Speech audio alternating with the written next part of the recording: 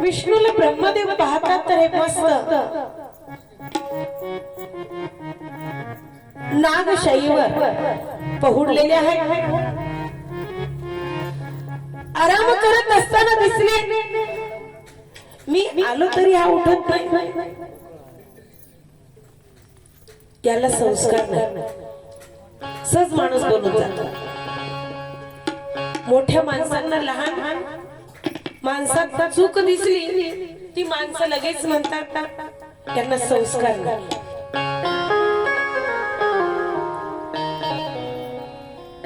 मी आलो आणि तो उठला नाही.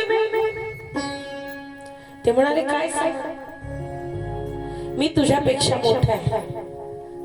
विष्णू परमात्मा म्हणतात कोण म्हणलं तुम्ही मोठे आहात? मी तुमच्यापेक्षा मोठा आहे, कारण माझ्या नाभी कमलातून तुमचा जन्म झालेला आहे. मग मी तुमच्यापेक्षा मोठा नाही का? मी मोठा, लहान, तू मोठा, मी मोठा, हाच वाद अगोदरही होता, आज आहे आणि उद्याही राहील.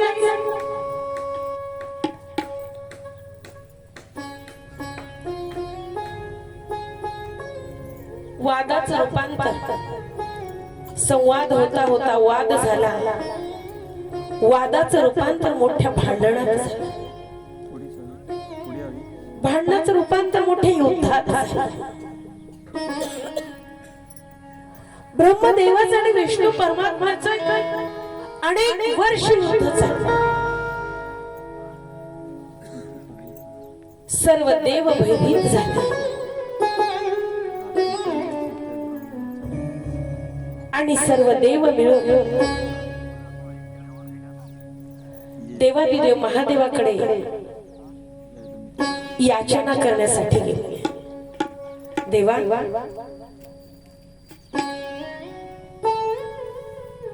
या युद्धापासून आम्हाला वाचवा. एक दिवस ही सृष्टी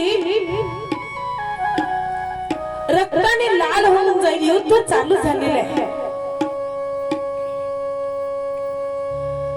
काय कारण झालं ते माहिती नाही, पण युद्ध चालू आहे एवढं माहिती आहे.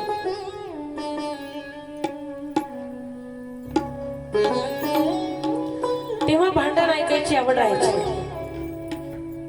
काय झालंय पाहत. अलीकडच्या काळात भांडण होऊ लागलं तर माणसं जेवणाचे ताट सोडून तिथं गर्दी करतात.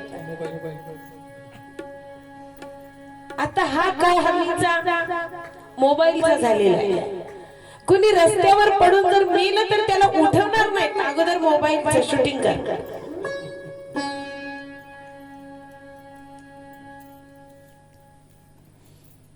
पण भांडण होऊ लागलं. देवादिदेव महादेव सर्वांचं कारण ऐकून घेऊन ते निघाले थेट युद्धाच्या रणांगणात. युद्ध चालू आहे. घनघोर असे युद्ध चालू आहे. महादेवांना पाहिल्याबरोबर दोघेही शरण गेले.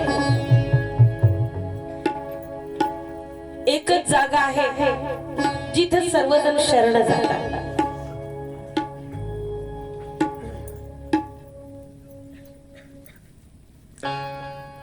आणि ते स्थान देवादिदेव महादेव अनंत ब्रह्मांड नायक शिवप्रभू आशुतोष भगवान यांचे चरण. त्यांच्या चरणाशी शरण गेले. काय झालं? दोघांचंही भांडण कळालं. मी मोठा, तू मोठा. आता दोघांचं भांडण मिटवण्यासाठी महादेव प्रभू आले. त्यांनी सांगितलं मी मोठा, तू मोठा भांडण करत बसण्यापेक्षा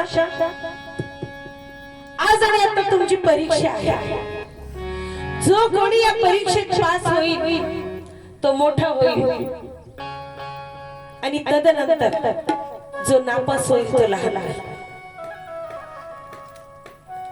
मोठा असा एक स्तंभ तयार केला आणि तो अग्निस्तंभ आणि सांगितलं एक जण याचा तळ शोधायचा आहे आणि एक जण याचा आरंभ शोधून यायचा आहे.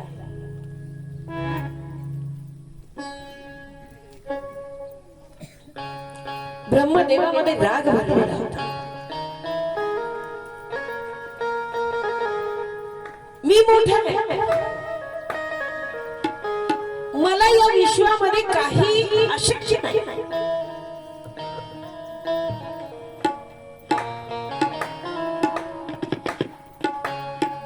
आणि ते लगेच ब्रह्मांडाकडे निघाले, शोध घेत होते, वरती वरती वरती वरती वरती जात होते. आणि विष्णू परमात्मा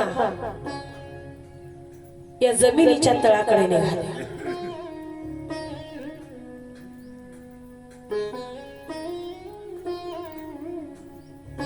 खालचं तत्व आहे ते जल तत्व आहे,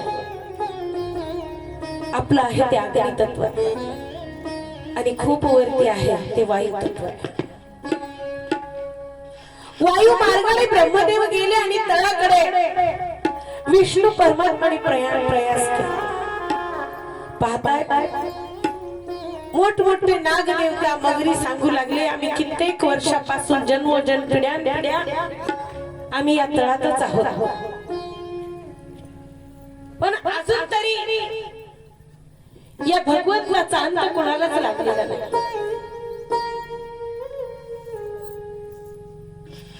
कोणीच शोधू शकलं नाही. नका इकडे बेजार होऊ नका, येऊ नका इकडे. असा देव आहे तो, याचा अंतही नाही आणि याचा प्रारंभही नाही.